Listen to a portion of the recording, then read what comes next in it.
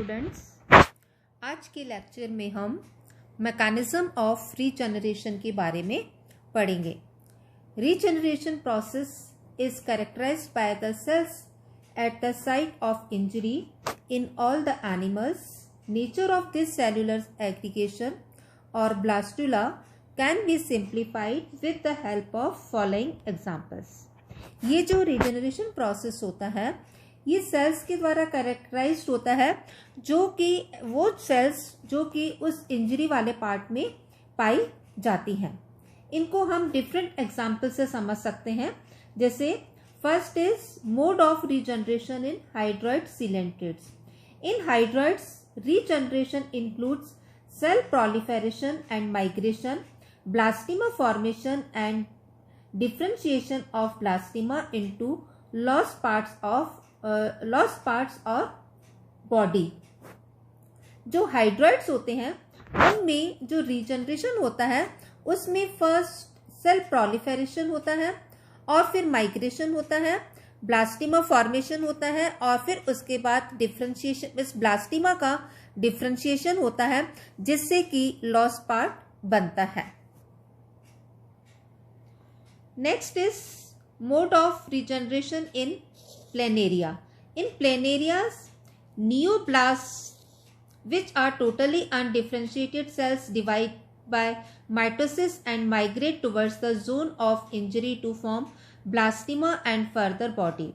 Thus, neoblasts are capable of being transformed into somatic as well as germinal cells. ये जो planaria होते हैं इनमें ये नियोब्लास्ट सेल्स होती हैं जो कि टोटली अनडिफरेंशिएटेड सेल्स होती हैं और ये माइटोसिस के द्वारा बनती हैं और जहाँ पर इंजरी होती है वहाँ पर ये माइग्रेट कर जाती हैं। और ये जो नियोब्लास्ट सेल्स होती हैं ये ट्रांसफॉर्म हो जाती हैं as somatic cells as well as in germinal cells, जिनके द्वारा रीजनरेशन प्रोसेस कंप्लीट होता है। Next is mechanism of regeneration in annelids. Here the neoblasts serve for the formation of regeneration parts after getting activated and migrate toward the cut surface of the worm.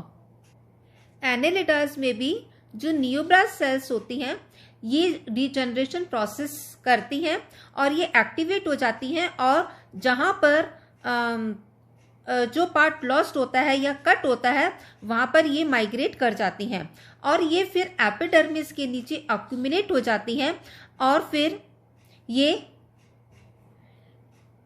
ब्लास्टिमा को regenerate करती हैं जो कि mesodermal organ बनाती हैं।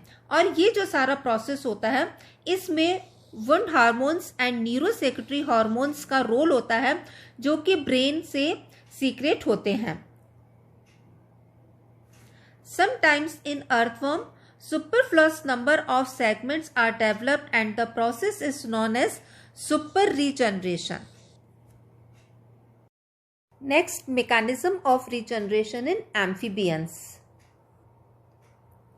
Among amphibians, urodels possess the intense capacity of regeneration of limbs, and this process involves a sequence of histological transformation which involves interactions between epithelial and mesenchymal tissues, morphogenetic and histogenetic events.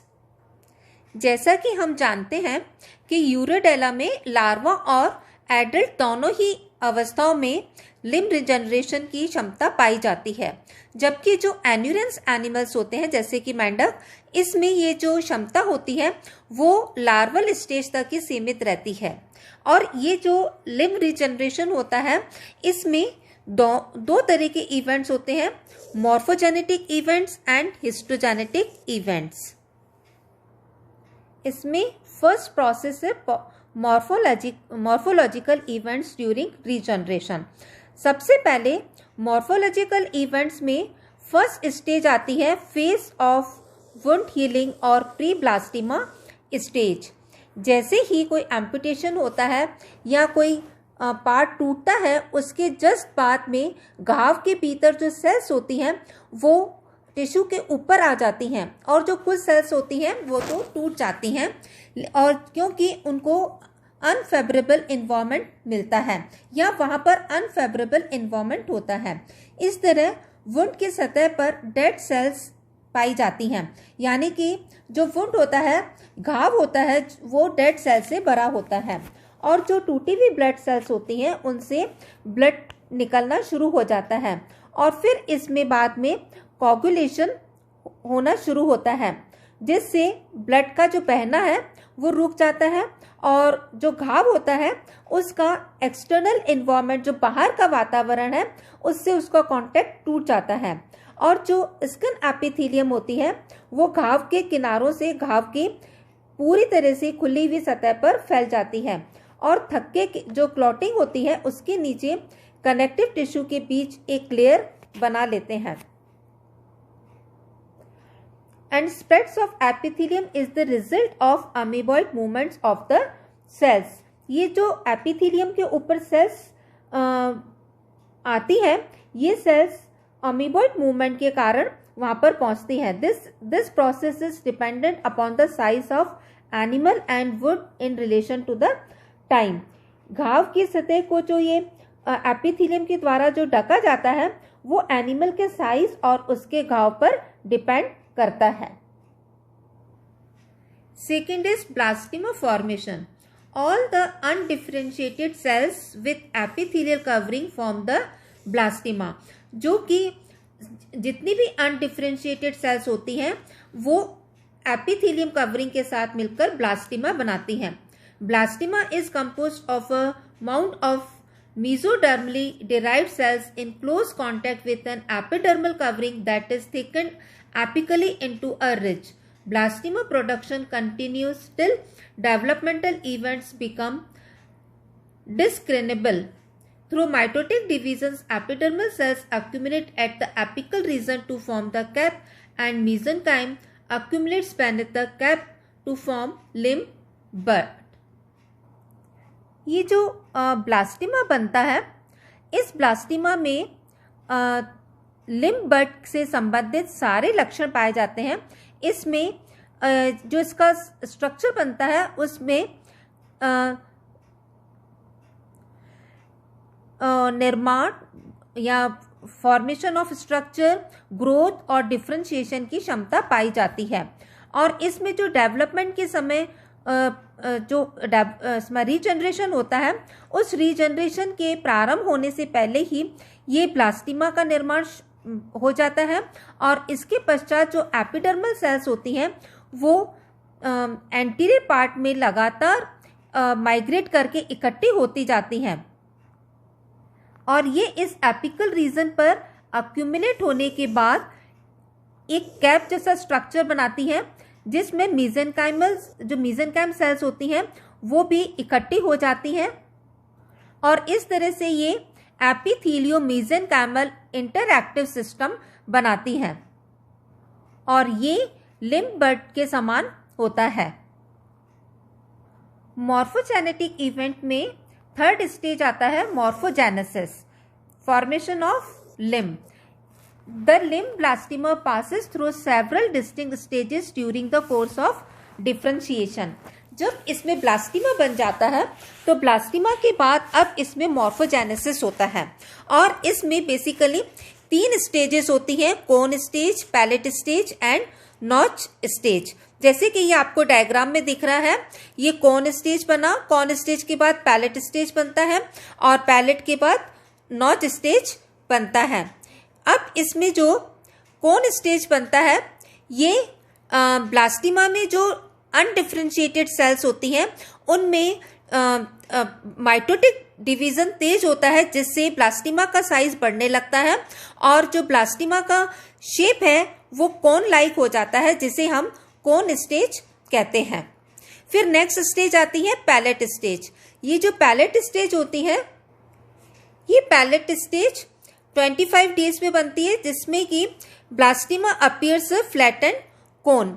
इसमें क्या होता है, जो कोन stage होती है उसमें undifferentiated sales में cell division के साथ साथ डिफरेंशिएशन होने लगता है, जिससे जो कोन होता है वो कुछ फ्लैट पतवार के समान हो जाता है। और इसमें क्या होता है कि जो एंटीरियर और जो पोस्टीरियर लिम्ब होते हैं उनमें जब ये पैलेट स्टेज आती है तो उसको हैंड पैलेट या हैंड प्लेट या फुट प्लेट कहते हैं। और ये जो स्ट्रक्चर होता है इस अवस्था तक इसमें स्ट्रक्चरली डिफरेंशिएशन अभी तक इसमें नहीं होता है। अब इसके बाद पैलेट स्टेज के बाद थर्ड स्टेज आती है नॉच स्टेज। ये जो नॉच स्टेज होती है ये 30 से 35वें दिन में दिखाई देती है। 30 से 35वें दिन पैलेट स्टेज के बाद जो फ्री एंड होते हैं वहाँ पर नॉचेस बनने लगती हैं और डिजिट्स की ये जो डिजिट्स रूडिमेंट्स होते हैं ये बनने लगते हैं और इनकी जो ये स्पष्ट दिखाई देने लगते हैं और घाव बनने के लगभग 70 से 75वें दिन तक ये इंटरनल टिश्यूज की पूरी तरह से डिफ्रेंशिएशन से ये बिल्कुल सिंपल जो फॉर्मल लिम्ब होता है उसका डेवलपमेंट हो जाता है। यानी कि ये जो 75 डेज होता है उसके बाद ये complete limb is regenerated which is essentially similar to the normal limb. इस तरह से इसमें जो मॉर्फोजेनेटिक मूवमेंट होता है उसमें हमने देखा मॉर्फोजेनेटिक मूवमेंट में फर्स्ट बनता है प्रीब्लास्टिमा फेज या वुंड हीलिंग फेज, सेकंड होता है फॉर्मेशन ऑफ ब्लास्टिमा और फिर थर्ड होता है मॉर्फोजेनेसिस। उस मॉर्फोजेनेसिस में हमने देखा कि 3 तरह की स्टेज आती हैं। फर्स्ट इज कोन स्टेज जो कि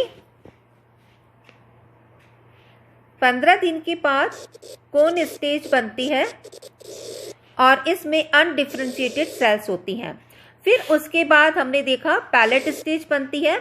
इस पैलेट स्टेज में फ्लैटेंड कोन बनता है और फिर थर्ड स्टेज हमने देखी नॉच स्टेज आती है जिसमें कि डिजिट रूडिमेंट्स हमें दिखाई देते हैं और फिर उससे नॉर्मल लिम्ब बनता है। तो इस तरह से आज के लेक्चर में हमने जो लिम्ब रीजनरेशन है उसमें हमने आज मॉर्फोजेनेटिक इवेंट्स देखे कि उसमें मॉर्फोजेनेटिकली क्या क्या चेंजेस आते हैं। और नेक्स्ट लेक्चर में हम हिस्टोलॉजिकल चेंजेस ड्यूरिंग रीजनरेशन के बारे में देखेंगे। Okay, thanks class.